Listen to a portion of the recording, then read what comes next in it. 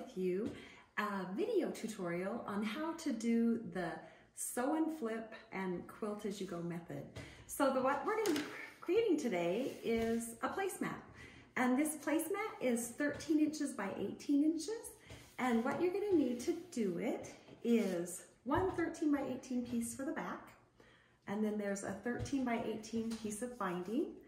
And then you're going to cut pieces that will fit exactly on this piece of batting. So this one happens to be 13 inches by 9 inches, and 13 inches by 4 inches, and 13 inches by 5 inches. And then we use sashing to hook it together. So the sashing is 2 inches wide, and it just happens to be 13 inches long and 13 inches long. And to create this, what we're going to do is pull off all but the first two pieces that we want to put down. So we're going to pull off all of these, and this one, and this one. But we're going to leave the backing and the batting, and we're going to place one strip of the sashing right here along the raw edge of the bottom of this piece. And you can see that I've also drawn a line here for myself because we're going to use a 1/2 inch seam to sew from here to here. So we're going to sew along here, and then we're going to flip it down. So I'm going to go ahead and sew along here, and I'll be right back.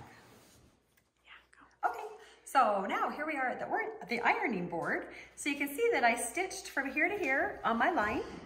And what I'm going to do now is just flip it to the other side. And I usually use my fingernails to kind of, I guess, finger press it over there.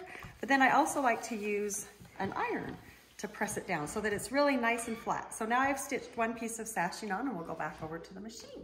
Okay, so here we are back. I've taken this piece that's going to be on the bottom, and I've laid it right on top so the raw edges are matching the raw edge of the sashing that we just sewed on. And I've pinned it in place. And I've also drawn myself a little line that's a 1/2 inch away from the outside edge, so I can do a perfect 1/2 inch seam. So I'll go do that and be right back. Okay. And we're back over to the ironing board.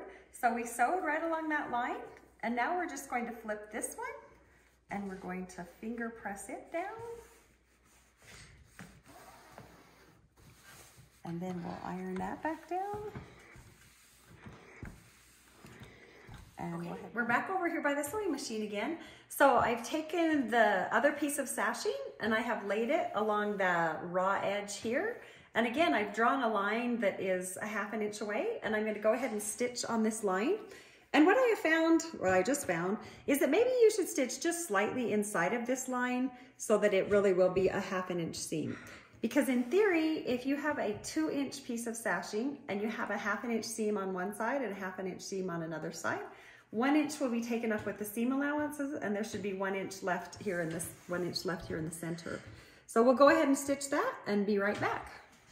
Okay, we're back. So we sewed the sashing on, and then I folded it over and I ironed it flat.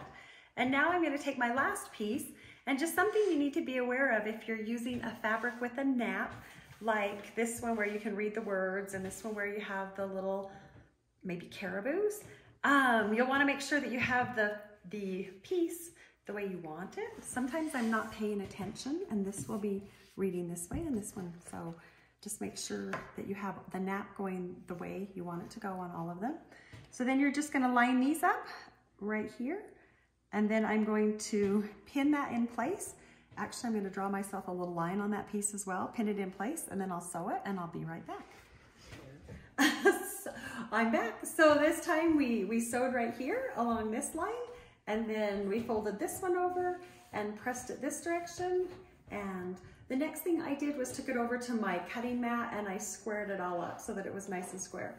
Obviously this was supposed to be 13 by 19, but if it ends up being slightly smaller than that, no one but you will know that. So that's how you do the sew and flip and the quilt as you go, because now it's quilted on the back as well, and all we need to do is add a binding. So binding of your choice, or you can check one of our other videos where we'll show you how to do a quick cotton binding.